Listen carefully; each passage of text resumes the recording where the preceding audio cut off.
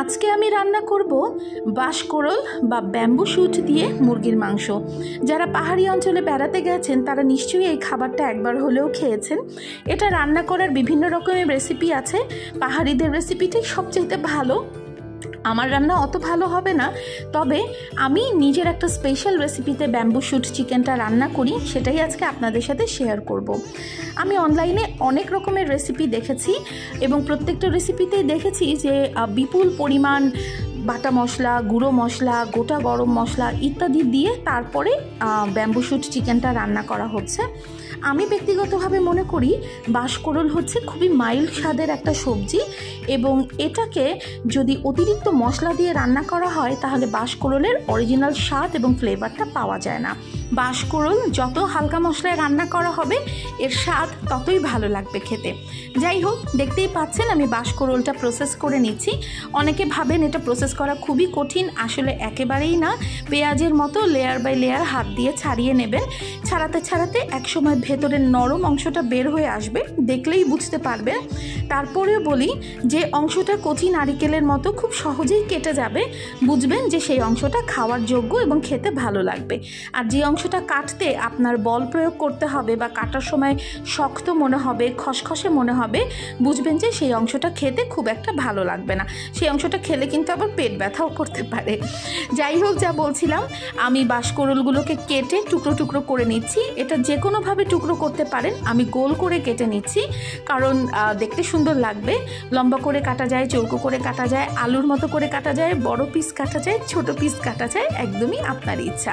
বাঁশকোড়লটা ফ্রিজে 2 সপ্তাহের মতো ভালো থাকে, তাই কখনো সুপার শপে চোখে পড়লে কিনে ফ্রিজে রেখে দিতে পারেন, তারপর সুবিধা মতো না হয় রান্না করে নিলেন। অনেকে বাঁশকোড়ল কাটার পরে সেটাকে আর ধুয়ে নেন না, তবে আমি অবশ্যই ধুয়ে নেওয়ার পক্ষপাতী, কারণ বাঁশের ভেতরে প্রচুর ধুলা বালু ময়লা লেগে থাকে, ধুয়ে নিলেই ভালো।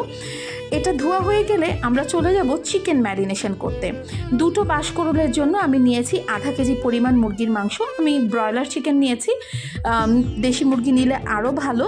আমি মুরগির মাংসটাকে একটু ছোট ছোট পিস করে কেটে নিয়েছি। এটা রান্না করার পরেই বুঝবেন ছোট করে পিস কাটলে রান্না করতে সহজ হয় আর খেতেও ভালো হবে। এরপর আমি এটাকে হলুদ, লবণ এবং বেশ খানিকটা আদা কুচি দিয়ে মেখে নিচ্ছি।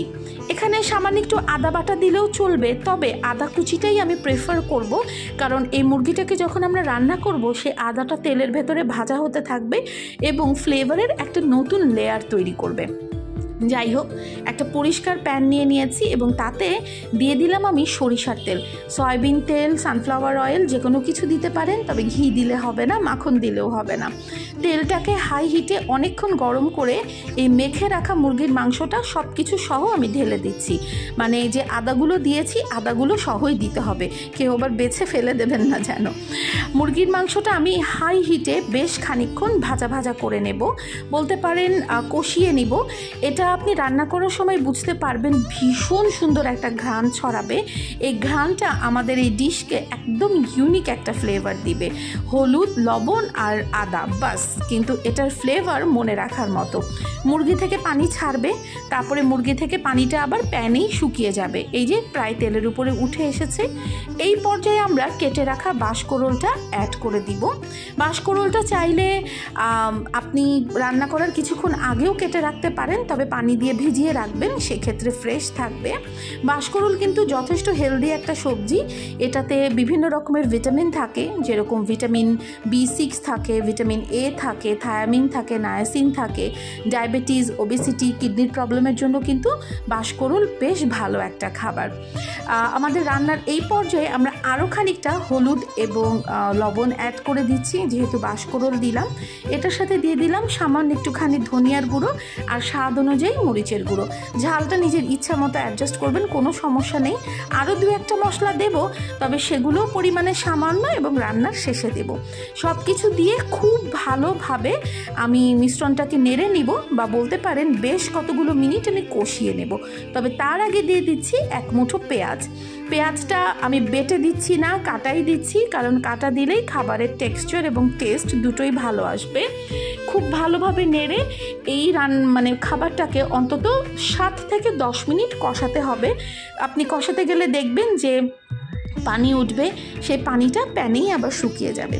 যেটা বলছিলাম, যাদের থাইরয়েডের প্রবলেম আছে তারা কিন্তু বাঁশকরোলটা খাবেন না।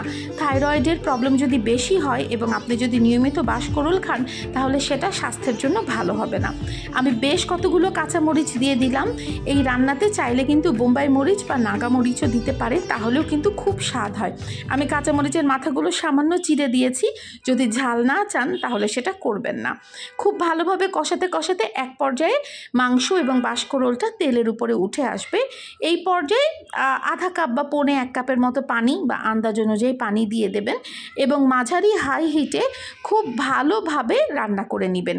আরও একটা মশলা দিব, তবে সেটা পরে, আগে বাঁশকরোলটা রান্না করে নিই। বাঁশকরোলটা রান্না করার সময় মনে রাখতে হবে অবশ্যই এটা পুড়ে গেলে ভালো লাগবে না। চাইলে এটাকে ঝোল ঝোল রান্না করা যায়, আবার চাইলে কিন্তু মাখা মাখাও রান্না করা যায়। এই যে আমরা এখন দিয়ে দিলাম টালা জিরার গুঁড়ো বা ভাজা জিরার গুঁড়ো। এটা টোটালি অপশনাল, চাইলে দিতে পারেন, চাইলে নাও দিতে পারেন, কোনো সমস্যা নেই। কখন বুঝবেন রান্না হয়ে গেছে? এই যে রান্না কিন্তু এখনই রেডি। যারা ঝোল ঝোল খেতে চান তারা কিন্তু এই পর্যায়ে রান্নাটাকে নামিয়ে নিতে পারেন, কোনো অসুবিধা নেই। তবে আমার কাছে মনে হয় বাঁশকরোলটা বেশ ভুনা ভুনা হলে খেতে ভালো লাগে, তাই আমি একদম তেলের উপরে তুলে নিব। ভুনা ভুনা হবে, ভাজা ভাজা হবে। আমার কাছে গরম ভাতের সাথে সেটাই দারুণ সুস্বাদু মনে হয়। যাই হোক, কীভাবে খাবেন আপনার ইচ্ছা, ঝোল না ভুনা, আমাকে অবশ্যই কমেন্ট করে জানাবেন। আর অবশ্যই আমাকে জানাবেন যে বাঁশকরোলটা খেতে কেমন হয়েছিল। সবাই অনেক ভালো থাকুন। আজকে এখানেই বিদায় নিচ্ছি। আল্লাহ হাফেজ।